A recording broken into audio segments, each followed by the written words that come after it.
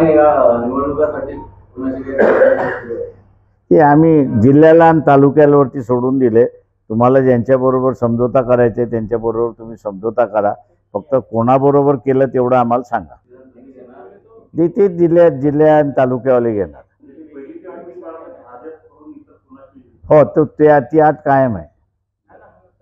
प्रयत्न चालू आहेत का? ते आले तर आम्ही आनंदराव आंबेडकर यांनी असं म्हटलंय की ठाकरे बंधूप्रमाणे आम्हीही एकत्र येऊ आणि आमच्यात वैचारिक बदल जरी असेल कुटुंब आम्हाला एकत्र आहे.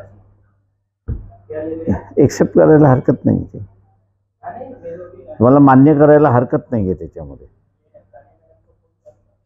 हो राजा, एकत्र येण्याबद्दल त्याबद्दल कुटुंबात काही चर्चा झाली? पब्लिक इश्यू नाही आहे तो. त्याच्यामुळे नो पब्लिक कॉमेंट्स.